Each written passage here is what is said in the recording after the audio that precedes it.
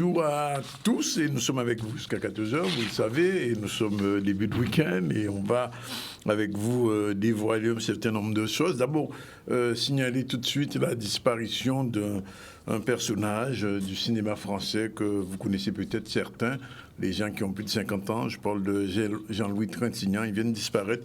Il avait 91 ans. On va recevoir dans un instant Ruth Belméon et Priscilla Pereira, c'est la Miss Rome, Miss Île du Rhum, c'est comme ça. Et Ruth Belméon, elle est secrétaire de l'association des petites batteries, elle est chaperonne de l'élection de Miss Île du Rhum. Ensuite, comme d'habitude, Isma Huguenin et Jacques Davila, Marilène, Ferdi Rijou, la chronique news. Aujourd'hui, ICC News. Aujourd'hui, on reçoit Jean-Pierre Gallas, il est ingénieur du son. Et on va terminer avec Isabelle Faye.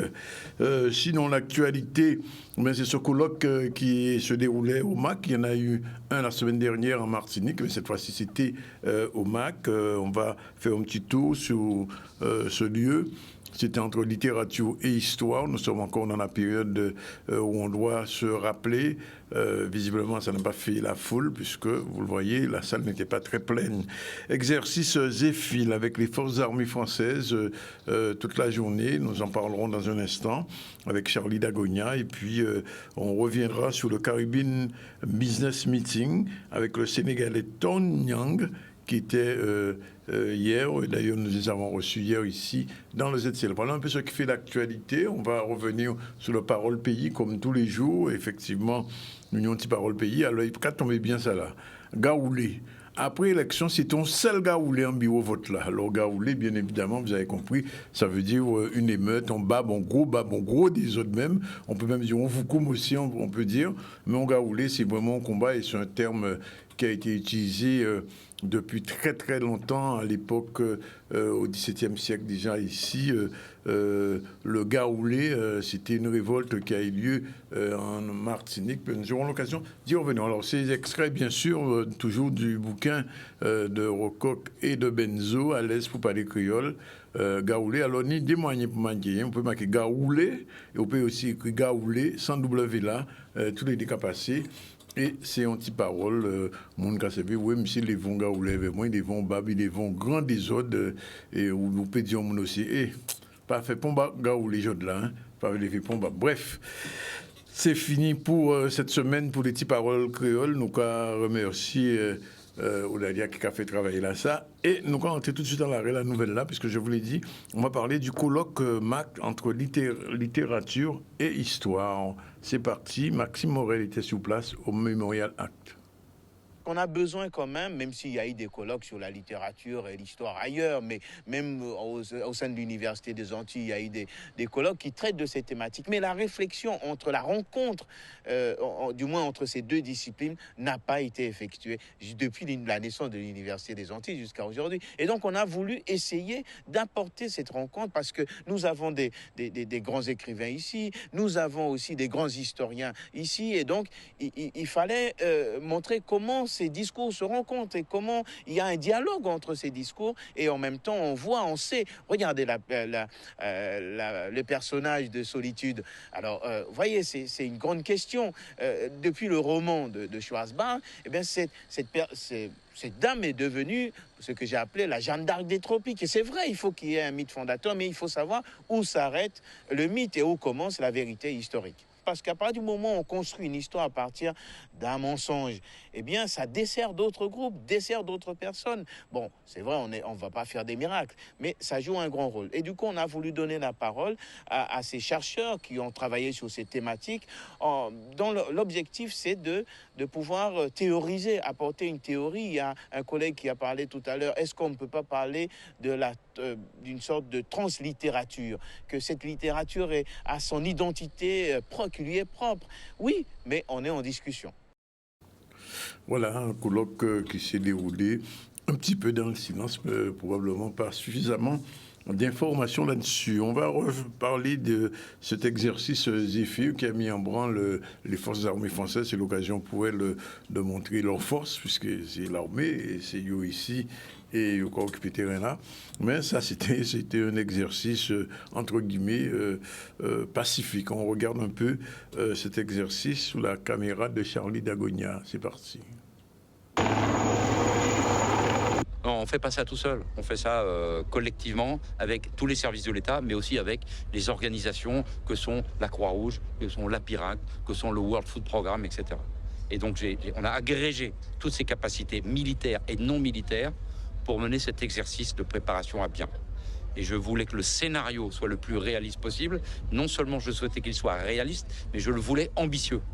Et donc, c'est pour ça qu'on a simulé le passage, simulation d'un premier cyclone sur la Guadeloupe. Et donc, on porte assistance aux populations en Guadeloupe. Et alors qu'aujourd'hui, on est là, en même temps, il y a, et c'est simulé également, un deuxième cyclone qui passe sur Saint-Martin. Et donc, on va terminer notre exercice avec l'assistance des populations de Saint-Martin. Dans cet exercice d'assistance aux populations, comme l'a dit l'amiral, pour s'entraîner en début de période cyclonique, il s'est inscrit dans un environnement à la fois interarmé, donc la marine, l'armée de l'air et de l'espace et l'armée de terre, et également interalliés, puisqu'il y avait les Américains et nous avons interagi avec eux. Alors concrètement, qu'est-ce qu'a fait le Mistral pendant cet exercice ?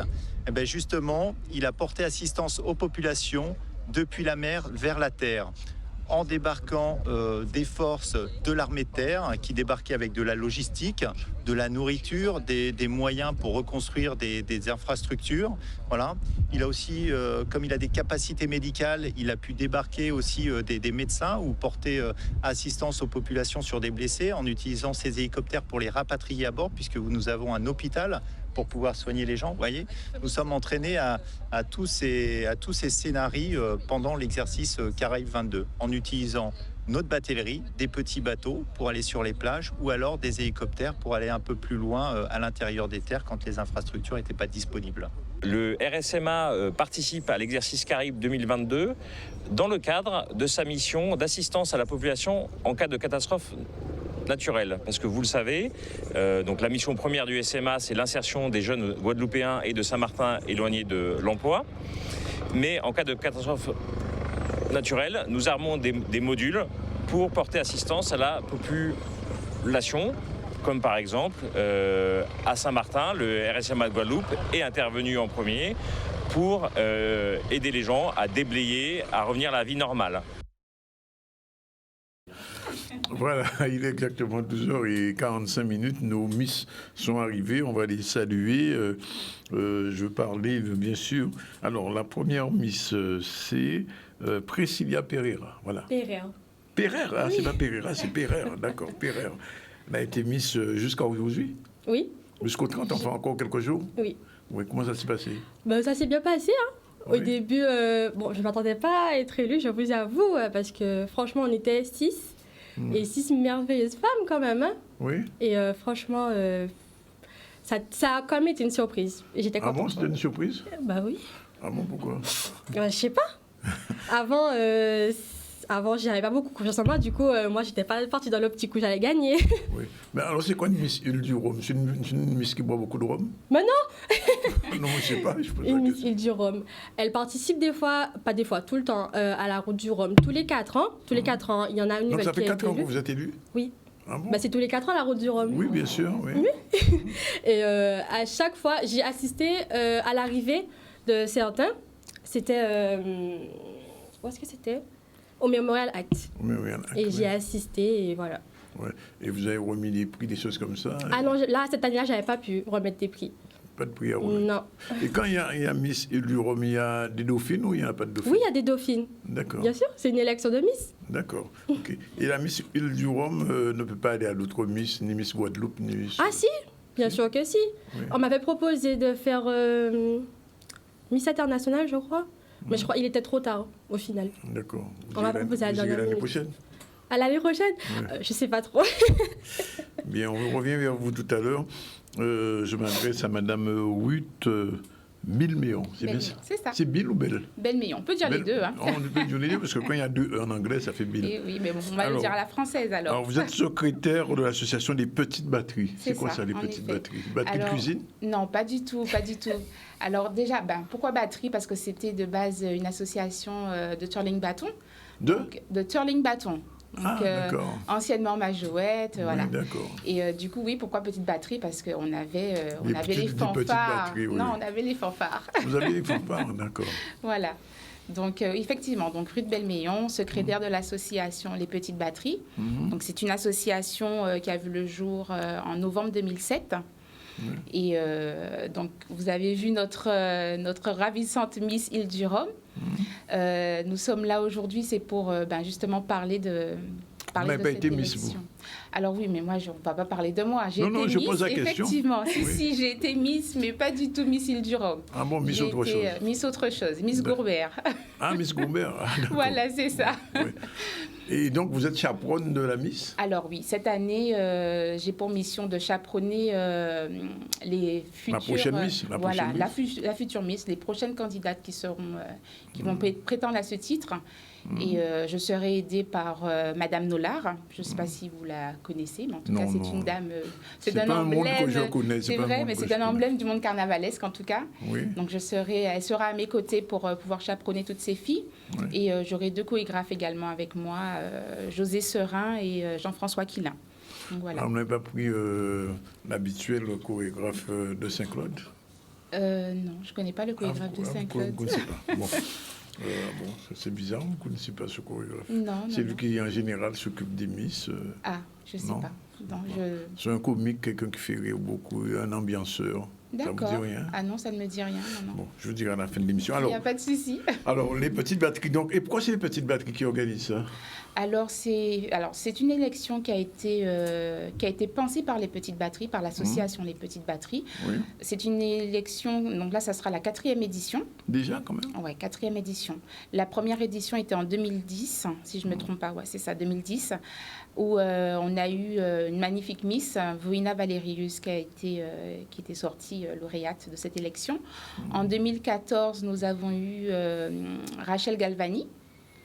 Et en 2018, la Miss présente. Voilà. Oui. Donc là, ça sera la 4e édition. Et c'est un appel au casting que vous faites en ce moment? Alors oui, si nous sommes là aujourd'hui, c'est pour ça, pour faire un appel au casting, pour pouvoir avoir un maximum de filles pour prétendre à ce titre.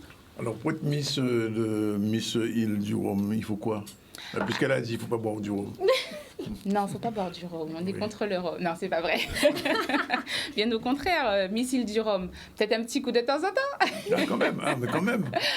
Non, l'abus d'alcool est dangereux pour la santé. Parce que j'ai vu que... C'est ma modération. Non, mais il y a un truc qui me choque un petit peu, c'est que quand la roue du rhum arrive, effectivement, ils sont contents. C'est du champagne qu'on donne. C'est du champagne qu'on donne. Bon, les gens comprennent ça. C'est vrai. Oui. Mais il faut dire qu'à l'arrivée, peut-être qu'au départ, les skippers ont un petit... Ils ne connaissent pas le rhum. Peut-être qu'ils ont une petite bouteille de rhum, on ne sait pas. Justement, nous allons participer au départ cette année. Donc on pourra... À Saint-Malo. La Miss présente sera à Saint-Malo. Et la Miss présente et la prochaine Miss aussi, alors? Alors, la prochaine Miss sera là au départ dans 4 ans. Parce que l'élection n'aura pas encore lieu. L'élection n'aura pas encore lieu. Non. Donc, Priscilla doit encore... Oui, Priscilla, elle a encore son titre jusqu'à l'élection. La fin, Tout à fait. Jusqu'en novembre. Jusqu'en novembre. Ah, d'accord. Donc, elle a son règne 4 ans. Alors, il faudra leur dire qu'à l'arrivée, il ne faut pas sabler du champagne, mais du rhum. J'y penserai. Ou un petit punch. Mais je pense qu'ils boivent leur petit punch, les skippers. Je sais pas. On posera la question. Je poserai la question pour vous et je reviendrai pour vous dire. Et donc, votre association ne se charge que de ça, que des pas Miss? Du tout. Non, pas du tout. Alors, l'association, nous sommes une association qui accueille également des enfants. Donc, on fait de la garderie, on fait du soutien scolaire. On a aussi une partie CLSH. Alors, nous sommes situés à Baïf. D'accord. Le local de l'association est implanté à Basse-Terre, à Rivière-des-Pères. Et oui. Ah bon? Et oui. C'est une association de Baïf qui est implantée à Basse-Terre. Et oui, malheureusement. Mais nous sommes très bien accueillis par Rivière-des-Pères? Par Rivière-des-Pères. Ouais. Très, très bien accueillis par Rivière-des-Pères. Vous touchez pratiquement que les gens de Rivière-des-Pères? Non, on touche également les gens de Baïf. En fait, Ah oui, bien sûr. En fait, on n'est pas sectaire. Donc, du coup, l'association, le bureau est localisé à Baïf, oui. Mais la structure même, elle est à Rivière-des-Pères. Après, nous accueillons les enfants de Baïf, de Saint-Claude, de Gourbert, de Basse-Terre. de vieux habitants aussi. On n'est vraiment pas... Vous travaillez avec la CAF, alors? Mais on travaille avec la CAF, tout à fait. Je me disais bien, si vous accueillez des enfants. Bon, voilà, on travaille effectivement avec la CAF. Alors, les jeunes filles qui vous regardent, alors, vous prenez des Miss de toute la Guadeloupe? Alors, on prend les Miss de toute la Guadeloupe et des dépendances. Pas de Martinique?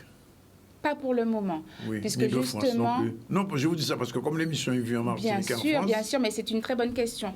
Donc, pas pour le moment. Là, nous essayons justement de grandir cette élection afin qu'elle soit reconnue à plus grande échelle. Oui. Mais c'est vrai que là, cette année, nous allons rester avec les filles de la Guadeloupe et de ses dépendances. Donc, Marie-Galante, les Saintes, Désirade. Voilà. Alors, en général, les paramètres pour les Miss sont assez particuliers. C'est plus d'1,70 m, etc., etc. Oui. Mais pas avec nous. Ah bon? Non, parce que c'est pas du tout... Je ne vais pas 1,70 m. Ah, vous faites 1,70 m? Non, je ne vais pas 1,67 m. Combien? 67. 3 Il n'y a pas beaucoup de différence, mais... Oui, 3 cm, oui. Ah, il n'y a pas de... Non, on n'a pas de... Il n'y a pas de mensuration particulière? Non, pas du tout, pas du tout. On cherche vraiment une ambassadrice pour pouvoir représenter au mieux notre île. Et donc, pas spécialement de... On laisse ça pour les autres élections. Il y a des élections qui sont... D'accord, ok. Où les filles, on demande ça aux filles. Alors, donc, nous, il faut juste avoir entre 16 et 25 ans. 16 ou 17? Entre 17 et 20... Oh là là, bien. Entre 17 et 25 ans. Et résider en Guadeloupe ou dans les dépendances. Dans les îles de Guadeloupe. Et le casting, ça se fait comment? Ça va s'organiser où? Alors, le casting va se dérouler dans les locaux de l'association Les Petites Batteries. À Rivière-des-Pères? À Rivière-des-pères. Là, ça veut dire qu'une fille de Marie-Galante qui pourrait candidater, il faut qu'elle vienne à Rivière-des-Pères? Eh oui. Il faudrait qu'elle vienne à Rivière-des-Pères. Enfin, je ne dis mais ça rien. lui permettra de connaître aussi Rivière-des-Pères. Oui, c'est sûr. N'est-ce pas? Oui. Et au niveau intellectuel, comment ça se passe? Parce qu'en général, on dit maintenant, les Miss, ce ne sont pas seulement des filles, de jolies filles, mais il faut qu'elles aient quelque chose dans la tête. Tout à fait. Il faut quand même... Alors, elles auront un casting, elles seront évaluées. Donc, il y a des personnes qui sont dédiées pour ça. Elles seront évaluées sur la gestuelle, sur la façon de parler, la façon de danser. Mais pas sur le look. Mais pourquoi juger les gens sur le look? Non, je vous pose la question, non. Non, pas du tout. On n'est pas fermé à ce niveau-là. Non, pas du tout. D'accord, bon. Et on vous écrit, comment ça se passe? Alors, du coup, je ferai passer tout à l'heure le flyer, il y a un petit flyer. Voilà, c'est ça. Yann, on a un petit flyer de... Non, pas du tout. Non. Regarde quand même, il me semble qu'on a envoyé un petit flyer, non? Bon, on le fera passer en fin d'émission. D'accord. Bon, alors, donc... Mais sinon, alors, on est joignable par WhatsApp. Donc, on mettra le numéro de téléphone et tout. Par WhatsApp ou par mail. 947 571, c'est ça? C'est ça, oui. C'est ça. 0670. Non, alors là, il y a un numéro 0695. Alors, le WhatsApp, c'est 06 95 07 76 21. Oui, d'accord, c'est noté. Voilà. Et par mail? Et par mail, c'est celui des petites batteries. Oui. Pas encore appris par cœur. Je ne le connais pas par cœur. Oui, gestion, je vois, gestion assaut les petites batteries @gmail.com. C'est ça, en effet. Voilà. Alors, je retourne vers Priscilla. C'est quoi ce qu'on voit là à l'écran? Ce sont les photos. De quelle époque? C'était à Saint-Malo? 2018? Non, c'était en Guadeloupe, c'était à Beauvallon, à Bastien. Ah oui. Dans le jardin. Dans le jardin? Oui. La présentation, c'était quoi exactement? Comment ça, la présentation? Bon, présentation des Miss ou bien présentation du Rhum? Présentation des Miss, c'était l'élection. C'était le jour de l'élection? Là c'était au Memorial Act, justement. Memorial Act, d'accord. Oui. Voilà. OK. Et les autres photos, c'était avec les dauphines. Là, c'était à l'élection. Là, l'élection. Pendant l'élection. Pendant l'élection? Oui. Alors oui, il faut savoir qu'elles ont plusieurs passages lors de l'élection. Oui. Donc là, c'est le passage en tenue traditionnelle. Voilà, en tenue traditionnelle. Oui. Donc elles ont un passage en tenue traditionnelle, elles ont un passage en tenue avec le thème marin. Oui. Oui. Et un passage avec le thème écologique. Donc, Priscilla, je ne sais plus qu'est-ce que tu représentais. Café. Voilà, le café. C'était le café? Le café. Je suis abyssoise, café Cholette. Café. Ah, vous êtes abyssoise? Oui. Donc, du coup... N'arrête pas de m'étonner. C'est ça, c'est ça. Donc Oui. du coup, on avait plusieurs thèmes sur l'écologie. Il y avait la canne, la fleur, le café, le coton, Aussi. le C'est les cacao mêmes thématiques qui sont également. gardées cette année? Alors, ce sont les mêmes thématiques qui sont gardées cette année, mais je crois qu'on va en rajouter quelques-unes. Tout va dépendre du nombre de candidats que nous aurons. D'accord. Voilà. Et cette année aussi, il y aura une nouveauté, c'est qu'on fera également le maillot, le passage en maillot. Ah, Et ouais, j'imagine un maillot de bain quand même. Hein? j'ai pas compris. Un maillot de bain. Ah oui, Oui. ah oui, oui, ben forcément, on s'est dit que qui dit skipper, qui dit route du Rhum, faut vraiment avoir ce Dimmer. petit- Voilà, oui. Dimmer. Donc on va Mais faire alors, ce passage. autre question, qu'est-ce qu'on gagne quand on est Miss? Alors moi, Quels sont les prix que vous avez reçus, Priscilla? j'ai gagné. Le plus gros cadeau que j'ai eu, c'était une bouteille de rhum de 4 litres. Une bouteille de offerte, rhum? je l'ai offerte à mon papa Oui, d'accord. parce que je ne bois pas de rhum. Oui. Et ça lui a fait plaisir vu qu'en vrai, c'est lui qui m'emmenait partout pour les élections. L'élection, Oui. il est venu, il m'a emmené aux entraînements. Du coup, ça allait de soi que je lui offre. Juste une bouteille de rhum qu'on gagne? Non, j'ai eu. Qu'est-ce que j'ai eu? Un voyage en France aussi. J'ai eu aussi un prix pour le code, mais Oui, je ne l'ai quand pas même. utilisé. Ah bon? Et j'ai eu plein d'autres cadeaux, mais je ne me rappelle plus, c'était en 2018. Hein. C'est Je oui, sais c'est déjà loin. Ouais, Et c'est on, loin. on sait déjà, oui. Non, on ne sait pas encore. Parce que vous savez que les gens viennent aussi parce pour qu'ils les sont... lots, mais, pour non, les mais lots en aussi. tout cas, on a toujours de très très bons lots. Oui, Donc à ce niveau-là, il n'y a pas de souci. Hein. d'accord. Et puis il faut savoir que la candidate aussi, elle part après avec nous à Saint-Malo. Donc là, cette année, comme je le disais, Oui. on va retrouver au départ de Saint-Malo donc Voïna Valérius, Rachel Galvani Oui. et également Priscilla qui sera avec nous au départ de Saint-Malo.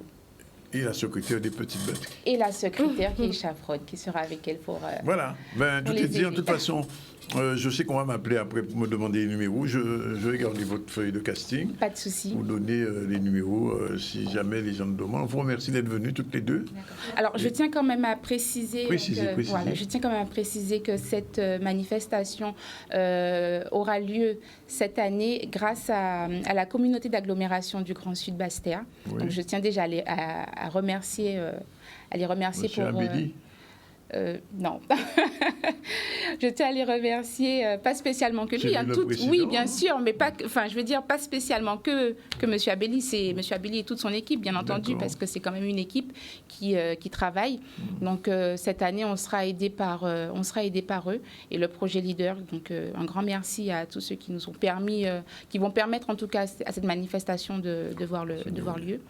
On sera également soutenu par la CCI normalement de Basse-Terre. Donc Oui. là, nous sommes en pleine négociation, mais c'est en de très bonne voie. Et également par les commerçants de la rue Baudot, avec l'association Carbodo. Mais je pose quand même la question, et le Rhum Boulogne n'a rien fait?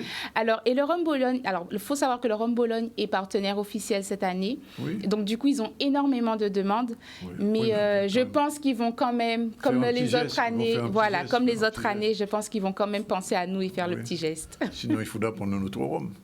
Non, mais pourquoi changer? Après, Mais non, mais s'ils ne répondent pas à la demande. mais après, il faut savoir qu'on a énormément de distilleries en Guadeloupe. Hein. Donc, de toutes les façons, nous allons passer cette année chez dans toutes les distilleries D'accord. pour pouvoir faire de magnifiques photos. Voilà. Mais même à Marie-Galante. Voilà. Quoi même? Ben, parce qu'on on a de belles Aussi à Marie-Galante. également, aussi à D'accord. Marie-Galante. Bien. Ben, en tout cas, on vous a remercié. Et puis, bon voyage à Saint-Malo. Défendez bien les couleurs de la Guadeloupe. Ça sera avec plaisir, toujours, toujours, Et, toujours. le préparateur des Miss dont je vous parlais, c'est Jean-Marc Ferdinand. Vous ne connaissez pas? Oui, mais Jean-Marc Ferdinand est souvent avec nous. Ah, ben, mais il oui, est souvent avec c'est nous, pour il est ça toujours que- à nos côtés. Mais pour moi, c'est même pas. Ah bon? Non, D'accord, c'est. ok. Bon, d'accord. Non, Jean-Marc Sois sûr. Ferdinand. Ben, un petit coucou justement à Jean-Marc Ferdinand. Oui, d'accord. Bien. Voilà, il est 13h. On prend la première pause pub. On se retrouve tout à l'heure avec Madame Marilène Ferdirigio et Jacques Davila et Isma Roguenet. À tout de suite.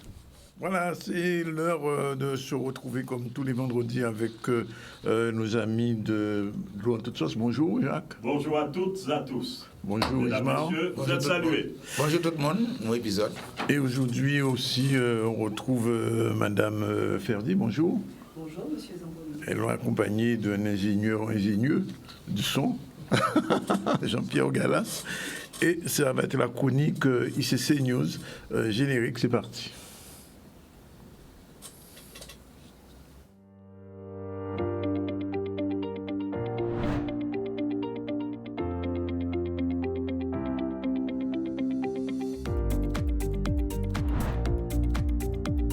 La chronique Culture et Cinéma News, c'est tous les vendredis à 13h dans le ZCL.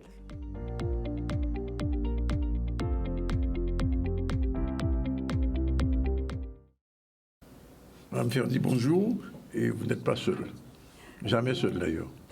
Non, jamais seul. Oui. Alors aujourd'hui, on va déjà commencer par parler du métier d'ingénieur du son. Oui.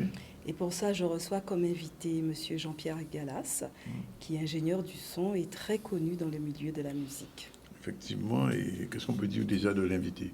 Alors, qu'est-ce qu'on peut dire de l'invité? Donc déjà, il a eu ce déclic, cette passion pour le son. Donc, il l'a eu depuis son très jeune âge, à l'âge de 13 ans. Donc, quand il s'est rendu, il a eu la chance de se rendre à 13 ans à une sortie scolaire pour découvrir l'Opéra de Paris. Il a été fasciné par toute cette ambiance sonore. Bon, par la suite, il s'est un peu éloigné de sa passion et il a travaillé dans le domaine de l'informatique de gestion. Et puis, à un moment de sa vie, il a voulu retourner à ses amours. Et donc, il a arrêté complètement sa carrière d'informaticien et pour pouvoir faire une reconversion et par là même faire une formation dans un organisme qu'on connaît, c'est l'INA, l'Institut national de l'audiovisuel. L'INA, c'est le haut niveau. Très haut niveau. Oui. Et il faut dire que Jean-Pierre Galas, c'est la première génération d'ingénieurs du son que nous avons eue, puisque c'est une formation qu'il a commencée il y a plus de 40 ans, c'est pour vous dire.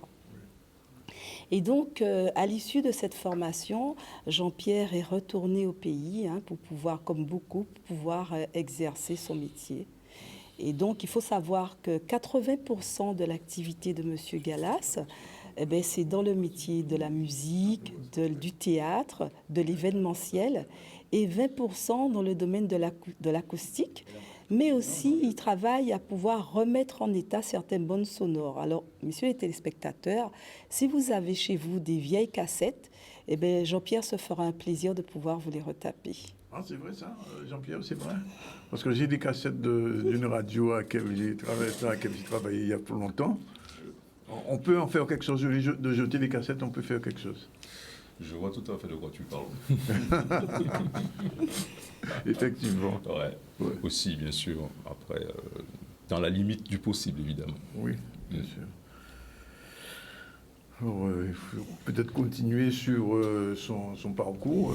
Alors, son parcours, donc je disais que Jean-Pierre a fait ses études, il est revenu au pays, donc je disais qu'il exerce. Alors, il faut savoir que Jean-Pierre, c'est quelqu'un... aujourd'hui, déjà, j'ai voulu le recevoir pour qu'il puisse nous parler de son parcours professionnel, qui j'espère, va pouvoir inspirer certains des téléspectateurs qui nous regardent et qui veulent faire ce métier. Ensuite, il va nous parler des spécificités de ce métier, puisque l'ingénieur du son, on ne le retrouve pas qu'en dans la musique, on le retrouve aussi dans l'audiovisuel, dans la télé, dans le cinéma. Et donc, il va pouvoir nous parler de ces spécificités. Alors, il faut savoir que Jean-Pierre est très attaché à certaines valeurs. Donc, quand on parle de Jean-Pierre, il y a un mot qui revient assez souvent. Donc, c'est le mot professionnel. Jean-Pierre est avant tout un professionnel. Donc, ça veut dire quoi? Ça veut dire que c'est quelqu'un de sérieux, rigoureux, ponctuel et qui prend son travail très au sérieux. Vous savez pourquoi, Danick? Non, je ne sais pas. Mais parce qu'il dit qu'il n'a pas droit à l'erreur. C'est vrai. J'ai même envie d'ajouter quelque chose. Jean-Pierre va peut-être me conforter dans ce que je dis.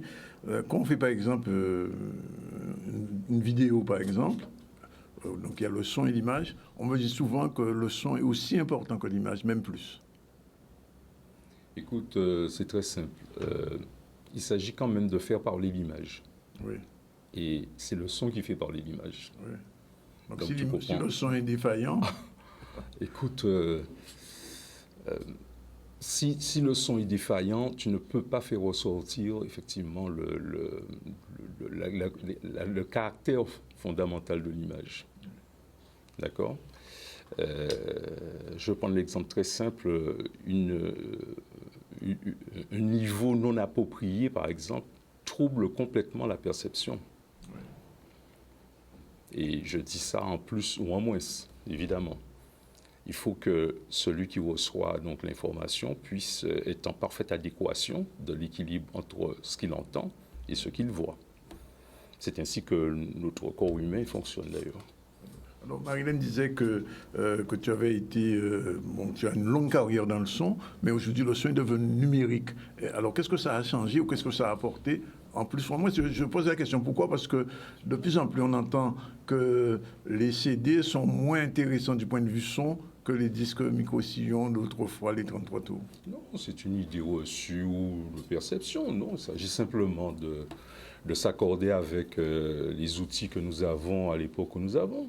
Maintenant, il y a une chose qui est fondamentale de toutes les façons, c'est que quel que soit ce qu'on va faire, on va utiliser, il va falloir mettre, de mon point de vue, ceci dit, mettre en adéquation quelque chose qui est essentiel et fondamental dans l'être humain, c'est l'oreille humaine. Oui. Tu vois, c'est l'oreille humaine. Bon, alors il y a des supports qui seront beaucoup plus faciles à maîtriser que d'autres ou plus intéressants à maîtriser que d'autres, mais ça n'enlève rien que l'objectif reste toujours de respecter le système auditif humain. Alors, c'est faux de dire que les CD sont moins performants du point de vue de la qualité que le 33 tours ancien. Du tout. Moi, parce qu'il y a encore une folie maintenant sur les 33 tours. Ah ouais, sont là, mais il y a là, etc., etc. Oui, parce que si tu veux, Dani, qu'on revient à une certaine authenticité toute naturelle de l'être, de l'auditivité, c'est tout. Oui. On a beaucoup créé avec le numérique des sons... je dirais, qui par nature ne sont pas des sons que l'oreille humaine peut capter. Mais elle n'a même pas été construite pour ça, en définitive. D'accord. Donc, on a utilisé des outils pour en créer, etc. Mais sauf qu'après, on revient toujours aux fondamentaux. Oui, mais tout de même, on ne peut pas dire que la prise de son au numérique soit... inférieur ou supérieur à la prise de son classique où on venait avec sa perche et avec sa binette, etc. C'est-à-dire qu'on va augmenter la capacité, si tu veux, de transition vers différents supports. Oui. On va surtout pouvoir faire ça. Ceci dit, il ne faut pas perdre de vue qu'on a pris, depuis tantôt, on a pris la possibilité de récupérer des bandes qui étaient anciennement créés en analogique, etc., oui, pour les transférer en numérique, mais dans le simple souci de pouvoir faire qu'on puisse faciliter l'accès au maximum d'utilisateurs. Oui. Tu vois? Bon, maintenant, ça n'enlève rien qu'une fois que c'est bien traité, même sur les bandes numériques et autres, on obtient quand même un niveau qualitatif. Oui. Mais tout est question, comme je le dis très souvent, de traitement.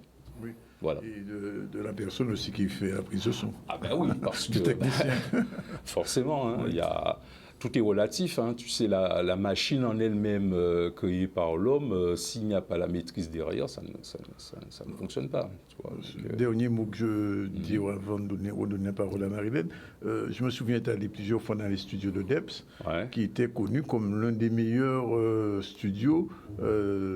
Je ne dis pas de la Caraïbe, puisqu'il y avait à Montserrat un studio de haut niveau aussi, mais chez DEPS, c'était quand même de la qualité. Oui, bien sûr, parce que forcément, M. DEPS, en son temps, s'était fait fort d'investir dans des outils. Investi, hein. Mais oui, s'était fait fort et d'investir, mais de faire évoluer aussi la chose. Oui. Parce que c'est un peu comme je viens de le dire au départ, hein, aujourd'hui on a le numérique, mais il ne faut pas dire que ce n'est pas bon. Il y a simplement le fait de savoir travailler avec ces outils. Voilà.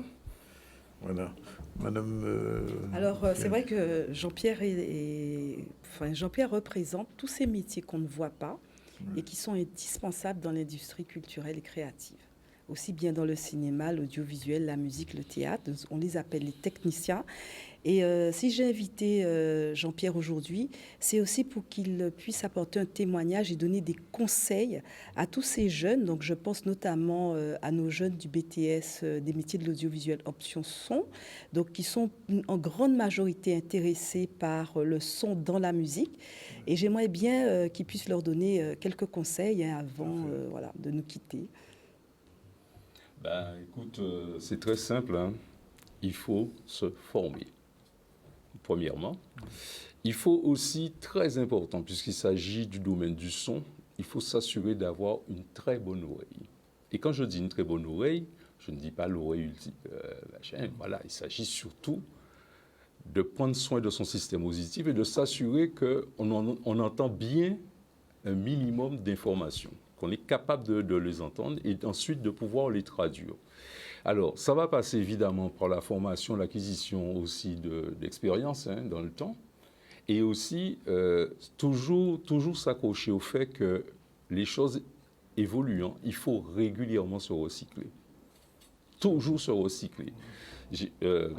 Marilène a évoqué une quarantaine d'années de métier dans le son. Moi, je suis parti effectivement de l'analogique. Tu le sais très bien. On avait les consoles il fallait avoir la chaise qui glissait de là jusqu'à là pour machin. Mais ça n'enlève rien au fait que quels que soient les outils que l'on a, la machine ne fait pas tout. Si vous n'avez pas une bonne oreille, si vous n'avez pas acquis les méthodologies fondamentales pour traiter le son, vous ne pourrez pas réussir. Vous aurez beau avoir aujourd'hui des outils informatiques, etc., qui ont tendance à faire déjà, à mâcher le travail, etc. Oui. Mais il y a un objectif nécessaire que vous devez vous mettre en tête, c'est que vous devez ramener ça nécessairement à l'humain. Si vous n'avez pas cette perspective, ça ne sert à rien du tout. Donc, oreille, formation. Très important. Et recyclage permanent. Et recyclage permanent. Depuis 40 ans, je ne fais que ça. Et j'ai juste envie de dire, aujourd'hui, je m'intéresse aussi maintenant à l'intégration, depuis déjà quelques années, à l'intégration système audio, c'est-à-dire tout ce qui va permettre de sonoriser aussi bien l'aéroport que la petite musique de l'ascenseur. Oui. Voilà. Donc, intégrateur système. Et donc, tout ça aussi, ce sont des options de métier multiples qu'il y a dans le cadre de l'ingénieur du son et qui, évidemment, font l'objet aussi de formations spécifiques, spécialisées. En tous les cas, ce que j'ai envie de dire aux jeunes, faites de ce métier, si vous le souhaitez, faites de ce métier un métier sérieux. Voilà. Faites-le sérieux avec rigueur, avec attention. Et surtout, portez-les à l'échelle, non pas de vous-même, mais surtout de l'intérêt de l'écoute du public, que ce soit dans le domaine de la radio, dans le domaine du théâtre, dans le domaine de l'événementiel, dans le domaine de la musique, s'il en est, mais pensez toujours de manière objective à ce que ça soit porté à l'oreille naturelle humaine. Voilà. Mais qu'est-ce qu'on peut ajouter? Donc, si vous êtes intéressé par ce type de formation, il faut savoir qu'il y a le BTS des métiers de l'audiovisuel option son. Donc, nous avons un BTS en alternance à Pointe-Noire et vous avez encore la possibilité de vous inscrire à la rentrée 2022. Et pour ça, nous recevons la semaine prochaine Madame Laetitia Pluton-Lebrave, qui est la directrice opérationnelle du GRETA et qui nous parlera de l'alternance dans les métiers des industries culturelles et créatives et notamment de ce fameux BTS audiovisuel et cinéma. Alors, je tiens à dire que cette émission, elle va être consacrée surtout aux entreprises. Donc, on va mettre l'accent sur toutes les aides destinées aux entreprises pour leur permettre de recruter des jeunes dans ce domaine. Voilà. Et pour aller plus loin, donc les candidats qui souhaitent aller plus loin, ils vont pouvoir trouver toutes les informations sur notre portail en ligne. Donc, je pense que tout le monde commence à connaître. Donc, campus-audiocine-guadeloupe.fr. Et sinon, toutes les informations sont à retrouver sur notre page Facebook et Instagram, Campus Audiovisuel Cinéma Guadeloupe. Juste ajouter 2 petites choses. Donc, à commencer par le lycée de Pointe-Noire poursuit son recrutement d'assistants d'éducation, mais aussi recherche des jeunes pour une mission de service civique dans l'aide aux devoirs et l'animation de ciné-club. Donc, vous pouvez nous envoyer une lettre de motivation, un CV, des copies de diplôme et attestation à l'adresse suivante, contact.campusluminance971@gmail.com. La deuxième chose, et la toute dernière, donc je voulais rendre hommage à un monstre sacré du cinéma français qui est décédé aujourd'hui à l'âge de 91 ans, donc c'est Jean-Louis Trintignant. Donc nous avons tous connu, qui a bercé mon enfance. Et donc quand je pense à Jean-Louis Trintignant, je pense aussi à sa fille, Marie, qui est décédée, qui a été sous les coups de son compagnon dont on taira le nom, donc chanteur de célèbre groupe rock. Et donc c'est un homme, donc il a dit une phrase que j'ai retenue. Donc il explique qu'on peut faire le cinéma sans acteur, mais on ne peut pas faire le théâtre sans comédien. C'est une petite phrase à méditer. Bien. Et Trintignant, c'est un film mythique, je ne sais pas si tu l'as vu, mais Z comme Zandronis, mais enfin c'est comme ZCL. Et Dieu créa la femme avec bébé. Et il a fait aussi effectivement un homme et une femme avec Trintignant.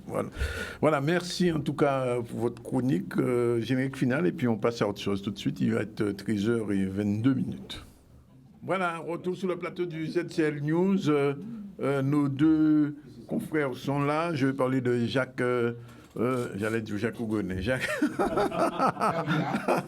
Davila, Ismaël Ougonnet. Je salue quand même en passant notre chroniqueuse du vendredi. Bonjour Isabelle. Bonjour Danick. Bon anniversaire. Merci. Bon anniversaire. Nous ne savions pas. Oui, ben voilà, c'était son anniversaire. Elle a eu 70 ans hier. Bon. Merci. Bien, alors messieurs, quoi de neuf aujourd'hui? Le SMGAG. Encore? Encore, pour un bon moment. Oui. Et non, parce qu'en cas, parce qu'il faut y redresser, en cas, espérer que DG, ça qui fait ça, il n'y a fait. Parce que c'est toujours les problèmes de facturation. Mais c'est incroyable. En surchargé par Monica créé moins. Comment il n'y a pas réaliser que premier facture à autres pour 2 mois, tout le monde là, majoritairement, on a recevoir 120, 200, etc. Incroyable. Et problème là, alors, en tout cas, regardons en service, page à service clientèle à SMGAG. Alors, service clientèle, il y a 180 VCI. Alors, courrier à l'agent comptable, information sur les paiements, demande d'échéancier, c'est ça. Ensuite, courrier officiel à l'attention du président, fournisseur lettre, etc. Mais il n'y a rien pour les réclamations. Qui moun nous a adressé, ou quoi venir en page, ou là, qui moun? Parce que c'est moun là, ça, qui est le problème là. Ou là, on a porté réclamation là. Alors, moi, quand vous voyez directement service clientèle, parce que c'est assez grave. Parce que le problème là, on partit moun déjà payé. Mais là, quand on fait évaluation, là, par exemple, madame a payé, vous une facture, combien elle a payé? J'ai payé plus qu'il est moitié. Mais là, quand on fait évaluation, on fait calcul là, on va voir, il ne peut pas dépenser plus que 8 mètres cubes d'eau par mois. Ouais. Mais je me dis, 137 mètres cubes d'eau pour y payer en 2 mois. Et 2 mois, septembre, octobre, et 2 mois. Le prélèvement là fait le 29 octobre. Mais quand même, c'est mon savent ça. Et c'est quoi, moi, Jacques, nous avons un problème à l'eau là, de mon fonctionnement gansté. Ils savent bien que vous avez volé les usagers là. C'est qu'on en France, que l'homme voler, toujours un parti qui est pris. Et en Guadeloupe, malheureusement, comme nous ne pouvons pas procédurer, nous avons 80% de Guadeloupéens qui pris dans ça, ils ont payer des factures qui immenses, qui sont trop importantes. La réalité, alors comment on syndicat comme SMGAG qui était de tête pour tomber nouveau la population, la bonne c'est une amélioration qui permet de les contrôler comme ça. Et quand on a dénoncé ça, il a passé au matin toujours, parce qu'il y a un test sur le terrain. Bon matin là encore, il y a ouvert de l'eau à mon fermé. Fermeture à de l'eau pour facturer payer. C'est une catastrophe. Comment nous pouvons fonctionner dans ça? Et c'est ça qui est grave. Mais on va poser une question là, parce que ni quelques années, il y a ou d'autres qui étaient passés, pas payer facture. Oui, pas payer facture. Pourquoi pas payer facture à de l'eau exorbitant. À cause exorbitant et surtout le fait que c'est pas ni de l'eau. Oui. En quantité. Ou pas ni de l'eau, boire de l'eau, mais ou pas ni de l'eau. Par exemple, nous pas ça par exemple. C'est mon cas dit nous. Dans des régions de Sud-Bastille, par exemple, c'est mon cas c'est 10 jours sans de l'eau. Beaucoup plus même. 10 jours. Alors, mais quand ça veut dire 10 jours sans de l'eau. Alors, nous devons parler ça justement, commission, pas une commission, la bureau là. C'est mon cas de discuter des affaires 48 heures, après 48 heures. Un syndicat là, il dit après 48 heures, syndicat là, il faut alimenter. Mais il n'y a pas de 48 heures, il n'y a pas de délai. La loi qui a dit, loi là, à 29 avril 2021, il a dit, l'ouvre, il y a un problème à de l'eau, c'est dit qu'elle a arrangé pour pas de l'eau, pour assurer continuité à service là. Pas ni délai, pas essayer d'inventer pombitin qui est en dehors de la loi. Et c'est ça, nous aimons fonctionner comme ça. On ne peut pas avoir de l'eau dans cadre au robinet, quoi de bouillon bail l'eau. Au moins de l'eau en bouteille. Mais non, il faut bail de l'eau aussi pour servir, etc. Alors, les côtés qui disent ça, on peut aussi réaliser 10 jours sans de l'eau. Admettons, on reste dans des bâtiments, des machines, mais c'est une catastrophe. Donc, nous avons une situation de crise, vraiment. Hein? Et ce qu'on a dit, le président, on a dit oui, mais si on a fait des commissions là, ils rentrent dans une cellule de crise, mais on a Kevin fou. Parce que nous avons une situation de crise permanente de nos pays sortis à Daï. En cas de l'émission Inter-Inspection la passe en 2018, il a dit la Guadeloupe, vit une crise grave de l'eau. Et il a montré tous ces cas caractérisés de crise là.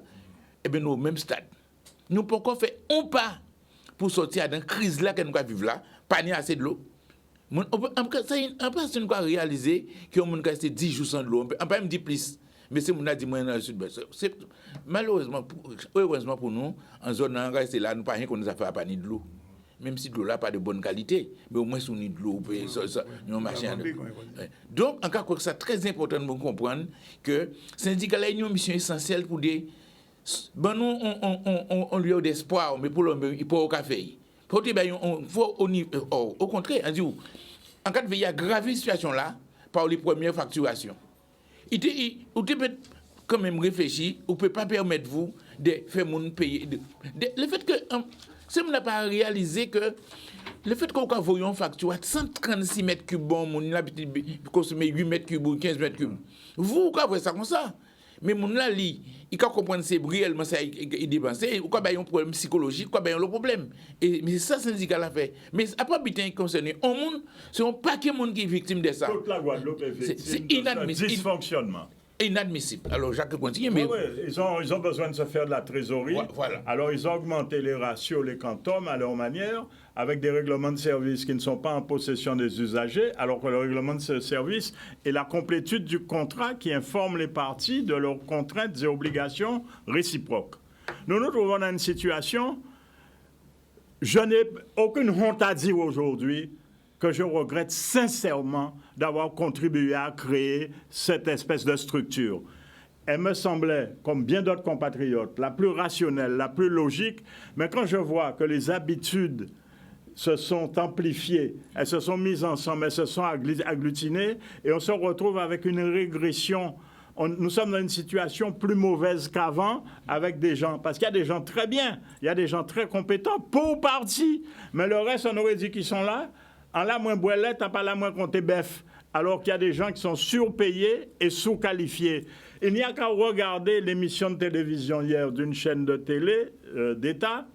Hier soir, on montrait la fameuse réparation de Saint-Claude. C'est nous, usagers, qui avons dit, mais s'ils ont fait comme ça, parce qu'on nous trouvait au prix, alors que nous sommes une grande terre, on se retrouve dans une situation, ils ont été 420, pour desservir 420 habitants, le tuyau traîne depuis plus de 3 semaines que ces gens-là sont sans eau. Le tuyau traîne par terre à don chien, alors que n'importe quelle personne âgée qu'on leur a dit de constater, leur ont dit, maintenant, petit sentier là, ils font des réparations sur moins de 2 mètres de longueur, 2 fois, 3 fois parfois dans la même journée. Le tuyau pète, c'est un tuyau en polyéthylène qui est au soleil dans le régime gradient, chaleur la journée, fois la nuit. Ces tuyaux-là ne supportent pas les ultraviolets du soleil. D'autant qu'ils ont voyagé, pas dans des containers, compte tenu de la longueur des containers, ils ont voyagé dans ce qu'on appelle des flats, c'est des carcans en acier qui ne sont pas protégés du soleil. Donc, de l'usine au port d'embarquement, stationnement sur le quai, embarquement sur le bateau, ils sont mis au-dessus, les flats, on les met au-dessus des containers, ils sont les premiers arrivés, ils rebarquent sur terre, ils rebarquent, ensuite allongés sur le chantier. Moins de 3-4 ans après, ils pètent, ils cassent, ce sont des tuyaux qui sont devenus cassants. On continue à les mettre parce qu'ils coûtent bon marché. Mais seulement la durée de vie d'un tuyau en exploitation, c'est une chose par rapport à d'autres matériaux qu'il faut enterrer et protéger. Donc on se retrouve devant des habitudes et le personnel qui fait ce travail désagréable, parce qu'il faut aller dans le réseau de montagne entre la prise, le réservoir ou l'unité de traitement, mais il fait un boulot ingrat. Parce qu'il faut savoir, après les pluies diluviennes, c'est lui qui monte, hein, avec des chasseurs pour les aider. Ils ont l'habitude pour leur montrer les chemins. Mais aujourd'hui, ce n'est plus possible. Les vieux sont partis à la retraite, les jeunes n'ont pas voulu savoir, les gens n'aiment pas monter, parce qu'aucune pelle mécanique ne peut monter là. Il faut monter avec sa pelle et sa pioche pour faire la tranchée. Et ainsi de suite. Il faut protéger. Je peux vous dire, le raccord, quand il est fait, il n'est pas fait en polyéthylène, il est fait avec une pièce de fonte avec un gibot ou 2 gibots. Hein? Vous comprenez? Alors, il y a quelque chose qui ne va pas et ça pèse la densité de la fonte.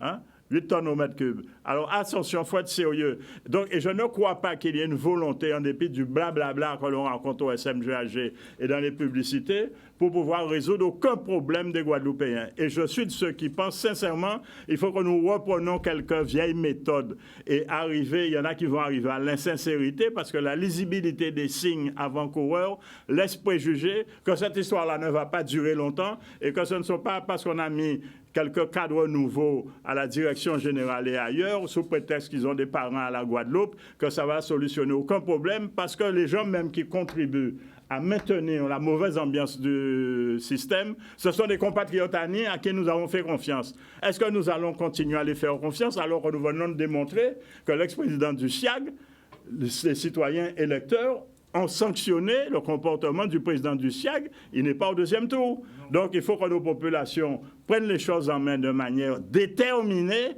pour mettre de l'ordre dans cette affaire, parce que le SMGAG ne peut pas continuer comme ça. Nous sommes déjà à 52 millions de pertes théoriques, rien que sur le fonctionnement pour 2022. Nous serons à 86 millions si on continue comme ça, en plus à rajouter. Et qui c'est qui paye? C'est nous, le consommateur guadeloupéen, c'est lui qui paye l'endettement. Parce que le transfert des actifs va être fait au 1er septembre pour le SMGAG, mais le paiement du passif, il est aux communautés d'agglo.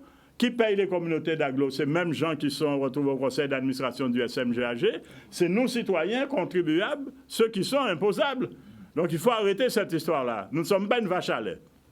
Alors, si nous avons choqué moins, toujours un problème là. Vous voyez par exemple un bordereau de récapitulation, c'est de 6 000 et quelques euros. Et agent comptable public là, j'ai fait saisir des 800 euros si ça l'air. Et là, quand examiner bordereau de réparation là, il a demandé mon a payé depuis 2008. Nous en 2022. 14 ans. Alors, le Code général de collectivité, vous avez constat que une prescription pour 4 ans, dans le cadre d'un régime, si sont privés, c'est 2 ans. Et alors, en cas de courrier, moi, il y a un problème, quoi. Il ne faut pas respecter le Code général de collectivité territoriale. Et ce sont services qui a dans les collectivités territoriales. Parce qu'on a un agent de comptable public qui a décidé de nettoyer le monde, etc. Et donc, ou pas demander l'argent là, tant pas fait bitin, ou peut-être l'argent là, c'est ça, loi là, qu'a loi là, prescription là, claire. Mon là, il a dégagé des bitins. Et vous n'avez pas fait les diligences. Ou pas fait, ou pas demandé, ou peut-être l'argent là. Il y a remonté à 2008, mais c'est scandaleux. 2008, et vous pas demander là. Oh, mais entre-temps, il fait ça, et puis il dit, mon là, qu'a doué ça, et il a saisi, hein. Il a déjà commencé à saisir. Est-ce que vous comprenez? Donc, ça, c'est assez grave. Et puis, saisir 800 euros si ça allait au monde d'un seul coup, quand ça c'est brutal pour de l'eau. Parce que de l'eau, quand même, son but, nous a dit, et c'est important, si on fait une loi là tellement claire, loi là a dit qu'on ne peut pas couper de l'eau au monde s'il ne pas payer de l'eau là. Ouais. Il ne pas payer ou ne pas couper de l'eau à dans résidence principale. Ça veut dire que normalement, de l'eau, c'est un butin qui est gratuit parce que c'est une nécessité vitale pour l'être humain. Et en 2010, en juillet 2010, l'ONU reconnaît l'eau comme un élément clé à l'exercice de tous les autres droits de l'homme. Ouais. Effectivement, on sait aussi pas de l'eau, on ne peut pas parler des droits à la santé, droits à l'hygiène, etc. On ne peut pas parler de droits, etc. On ne peut pas presque un droit si on pas de l'eau. Donc, compte de ça, de l'eau a un statut spécial. Mais il y a des gens qui décident que de l'eau, sont butin pour faire l'argent. Et même en Guadeloupe, quand on est dans une situation là, c'est un monde syndicat là qui a pensé qu'il faut faire l'argent parce que c'est des vaches à lait. Mais ça a tombé sur n'importe qui monde. Par exemple, il ferme de l'eau en madame qui dit on a 2 mois. Quand on sortit, on dit 2 mois, on va fermer de l'eau. Il ne faut pas même réfléchir. C'est interdit de fermer de l'eau. Mais quand même, on peut fermer de l'eau. Comment non? On monde, par exemple, âgé, il vient, il ne peut pas fermer de l'eau. Il n'y a pas de distinction. C'est ça qu'on a dit. Et il faut nous comprendre bien que, donc, oui, nous avons un service public, il faut payer ce service-là, mais c'est un service qui doit être assuré, et c'est un service qui doit être permettre à la population-là de pouvoir ni de l'eau là, piper bread de l'eau là, on est capable dans l'immédiat de bon monde de l'eau. Pas si Jacques Aboué m'a pas aboué. Un peu aboué parce qu'on connaît qu'il y a dans on a regardé qu'il y a dans on toujours dans les analyses sans compter un par exemple de le sud Bastère, mais c'est là qu'il y a pire problème à Claude qu'on a de l'eau là, chaque pognon bitin, c'est le problème à Claude qu'on ou café là, c'est là c'est n'a pas ni de l'eau. Et les factures qui arrivent, vous commandez. Alors, quand il est là, dans le Sud-Bastère, vous pouvez même recevoir première facture à la MCAG. Vous pouvez recevoir première facture là. Alors, vous voyez deux factures, etc. Vous pouvez communiquer. Qui communique, vous pouvez communiquer pour dire que ça va des factures. Il bien comment ça? C'est débrouillé pour étaler notre gens, mais vous ne pouvez pas permettre de recevoir des factures. Alors, moi, je pense que nous avons une situation assez grave. Nous combattons pour tenir un syndicat unique. Or, en cas vrai qu'il est en train de faire la capoter parce qu'il ne peut pas prendre les mesures pour faire en sorte que le peuple accueille ça, pour améliorer la situation. Ah oui, alors ce qu'il y a de certain, il faut savoir, c'est que même au SMGAG, le comptable public, et attention, je ne prends la défense d'aucun comptable public parce qu'il y a eu quelques excès chez eux, mais le comptable public exécute les décisions du service qui fait la facturation. Absolument. Et alors, le service qui fait la facturation, il est composé des anciens services, des anciens ordonnateurs qu'on a agglutinés, qu'on a agglomérés. Donc, il faut faire très attention. Alors, bien sûr, il y a des accès chez le comptable public qui, lui, il applique bêtement, mécaniquement. Nous allons y mettre de l'ordre de ça. La DRFIP s'est engagée à réviser ses positions.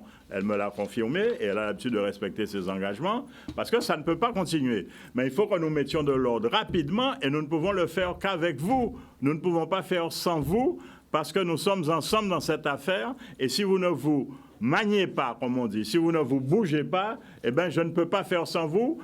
Ismar non plus, parce que je ne sais pas faire de miracle. Je ne m'appelle pas Harry Potter, je m'appelle Davila. Merci, Jacques Davila et Ismar. On passe tout de suite à l'actualité Caribbean Business Meeting avec le Sénégalais Thion Nyanki de passage. Et tout de suite après, Isabelle va nous rejoindre pour la souchage au travail. C'est parti.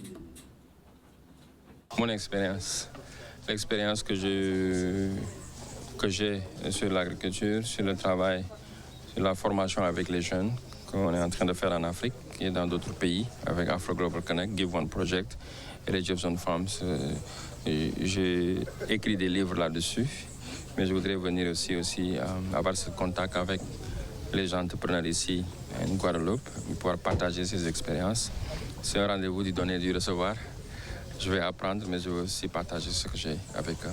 Je ne sais pas le transposer parce que c'est déjà en train d'être fait ici. C'est des échanges d'entreprises, d'expériences qu'on va faire, on va le dire comme ça. L'entrepreneuriat, c'est pas facile, mais c'est un moyen de résoudre nos problèmes, de trouver des solutions aux problèmes de la société, mais aussi de créer de l'emploi. Je dis toujours à la jeunesse, la meilleure façon de trouver un boulot, c'est de le créer vous-même. Et il y a assez de problèmes dans la société. Si vous cherchez les problèmes et cherchez des solutions pour les résoudre, tu as un business. Maintenant, le reste, après ça, c'est le travail, de ne pas lâcher quand c'est difficile, de rester déterminé, toujours déterminé, parce que ça va demander beaucoup de détermination. Et à la fin aussi, rester optimiste et continuer à travailler.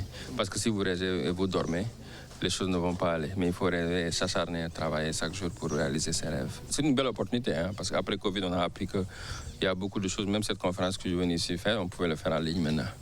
Hein, tu gagnes beaucoup plus de temps, tu économises beaucoup plus et tu seras beaucoup plus efficace avec l'Internet. On a les tools aujourd'hui.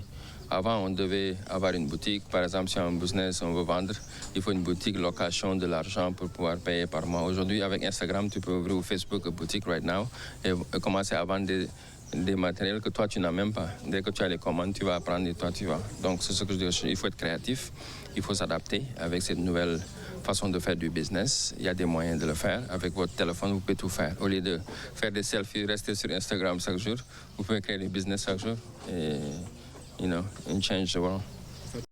Thion Nyang, qui est dans les 3 jours du Caribbean Business Meeting. Cet après-midi, ils seront à la Wawak. On aura peut-être l'occasion de les voir. Bien, on passe tout de suite à Isabelle. C'est quoi cette affaire? Générique, c'est parti.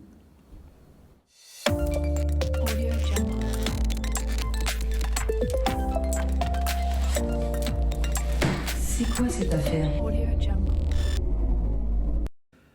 Mais justement, c'est quoi cette affaire, Isabelle? Bonjour. La surcharge de travail imposée au personnel soignant vacciné. Alors, juste un petit mot. Vous savez que hier, on en a parlé avec Mona Edouardville. Les services d'urgence, aujourd'hui, c'est réduit comme peau de chagrin. Maintenant, il faut téléphoner le 15 avant de pouvoir avoir accès aux urgences. Et d'après ce que disaient hier Mona et Michel Gérard, il se pourrait même que tôt ou tard, que les urgences disparaissent totalement. Ouais. C'est dire que les personnes qui, justement, les soignants qui sont aux urgences aujourd'hui sont surchargés de travail. Exactement. Alors, et oui, qu'est-ce que l'obligation de sécurité de l'employeur? Alors, pourquoi est-ce qu'il est important aujourd'hui de parler de cette surcharge de travail? Comme vous l'avez dit, c'est-à-dire que les urgences sont complètement désorganisés, qu'il y a pas mal débordés et qu'ils sont en train d'alerter dessus parce qu'il y a l'été qui arrive et on sait que pendant l'été, il y a toutes sortes d'accidents qui peuvent arriver. La surcharge au travail, effectivement, pourquoi en parler? Parce que j'ai remarqué qu'on s'était simplement intéressé à la situation des personnes qui avaient été donc suspendues. C'est vrai que c'est important, mais l'autre situation est aussi difficile à vivre pour les soignants qui, eux, sont vaccinés et qui sont obligés de faire un travail qui sont surmenés parce qu'ils n'ont pas l'appui de leurs collègues qui sont suspendus. Donc oui, l'obligation de sécurité, c'est une obligation d'ordre légal et qui est donc inscrite à l'article 4121-1 du Code du travail et donc qui impose donc à l'employeur de prendre les mesures nécessaires pour préserver la sécurité, qu'elle soit physique ou mentale, du salarié dans le cadre de l'exécution de son contrat de travail. Donc cette obligation de sécurité, bien entendu, et lorsque l'employeur ne la respecte pas, il peut être condamné à indemniser son salarié.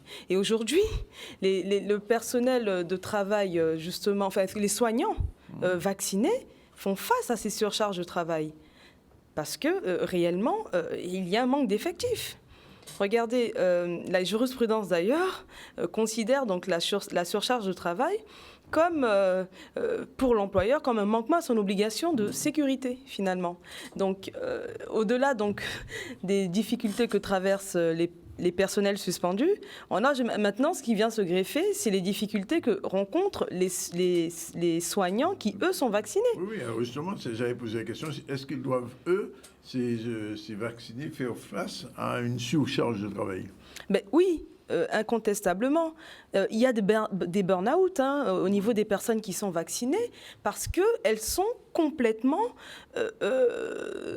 submergées de travail et qu'elles n'arrivent pas à faire face. Et ce qu'il y a de plus incongru dans tout ça, c'est qu'on rappelle les personnes vaccinées qui sont positifs pour venir travailler, alors qu'il y a des soignants non vaccinés négatifs à qui on refuse de reprendre leur activité professionnelle. C'est-à-dire que c'est complètement démesuré, illogique, incohérent. Et là, j'avoue qu'aujourd'hui, il est important. C'est fini parce qu'en fait, ils ont voulu mettre dos à dos les non vaccinés, les vaccinés. Mais aujourd'hui, on se rend compte que les salariés, quels qu'ils soient non vaccinés, suspendus, vaccinés et travaillants, ils rencontrent des difficultés dans le cadre d'exécution de leur contrat de travail, en tout cas pour les personnes qui sont vaccinées et qui sont encore aujourd'hui en train de travailler, mais de faire face à une santé mentale et physique complètement détériorée. Et on n'est pas sorti de ces difficultés puisque il y a les services d'urgence qui aujourd'hui, enfin en tout cas, il y a dans pas mal d'hôpitaux, des alerteurs qui disent attention, on a ces difficultés au niveau donc de notre personnel qui sont en surcharge, en burn-out. Il y a plein de burn-out. Donc cette sécurité, cette obligation de sécurité n'est pas respectée par l'employeur dans le cadre de l'application de la loi du 5 août 2021, alors qu'on sait très bien qu'on a un manque de soignants déjà de manière régulière. En plus, on les suspend. Donc voilà la situation actuelle. Et il y a un chiffre qu'on ne donne pas souvent, c'est le nombre de suspendus au niveau français et guadeloupéen. C'est ça. On ne sait pas. C'est un mystère. Mais c'est un mystère puisque personne ne sait concrètement, on n'a aucun chiffre dessus sur le nombre de personnes qui ont été suspendues. On a annoncé un chiffre de 15 000 suspendus, mais ça c'était au tout début, au mois de septembre. Mais aujourd'hui, on n'a aucun point officiel qui puisse déterminer combien de soignants, combien de salariés ont été suspendus par application de la loi du 5 août 2021. Même pour la Guadeloupe, c'est pareil. Mais pour la Guadeloupe, c'est pareil. On n'a aucun chiffre réel, officiel, qui permette de déterminer concrètement combien de personnes, à ce jour, sont suspendues par application de cette loi. Merci Isabelle, merci donc à nos téléspectateurs qui sont avec nous depuis 12h35 environ. Je rappelle qu'en début du ZCL, on a reçu Miss Île-du-Rhum 2014, Priscilla Pereira. Elle était accompagnée de la secrétaire de l'association des petites batteries qui s'appelle Torn. Elle était avec nous, Ruth Belméon, pour bien préciser. Et ensuite, on a reçu, bien sûr, Madame Marlène Ferdi-Riccio pour la Chronique News. Elle a été accompagnée de Jean-Pierre Galas, un ingénieur du son qui a donné de très bons conseils aux jeunes qui veulent se former au son, parce que la prise de son et le son au cinéma, dans l'audiovisuel, c'est quelque chose de très important, aussi important que l'image. Isabelle Faye vient de nous faire une petite chronique sur la surcharge de travail imposée au personnel vacciné. Sinon, on est allé faire un tour du côté du MAC, où il y avait un colloque sur l'histoire et la littérature. On a parlé aussi de l'exercice GFI qui s'est déroulé à Saint-Martin avec les forces armées, et le Caribbean Business Meeting avec le Sénégalais Ton Nyang. Voilà, c'est la fin de ce ZCL aujourd'hui. On vous remercie. On vous retrouve comme d'habitude lundi aux mêmes heures. Sinon, mais ce soir, ce sera avec Harold. Voilà, c'est fini. La réalisation était assurée par Yann Ibout.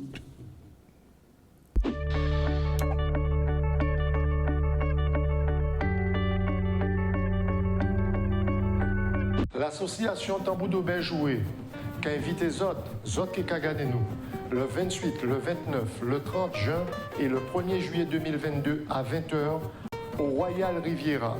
Vin coûter, vin garder ça nous qu'a fait. C'est point la chien qui a guéri modé à chien. Avec Zot, nous que contents et ça qui est belle.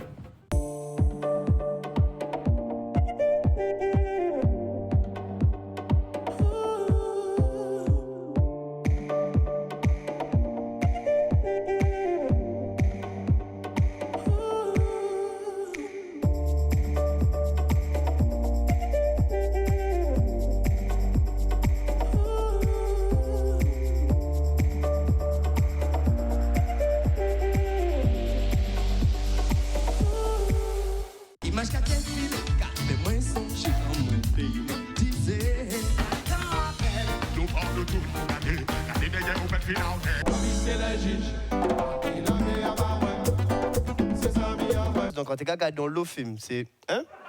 Non, glaçon, moi tu quand je la parle on y l'aime. Depuis tout petit avant ta maman on y l'aime comme ça. On présente l'homme à la reprise. It's always move to the left, move to the right, and it's some music. It's music, but it's keeping.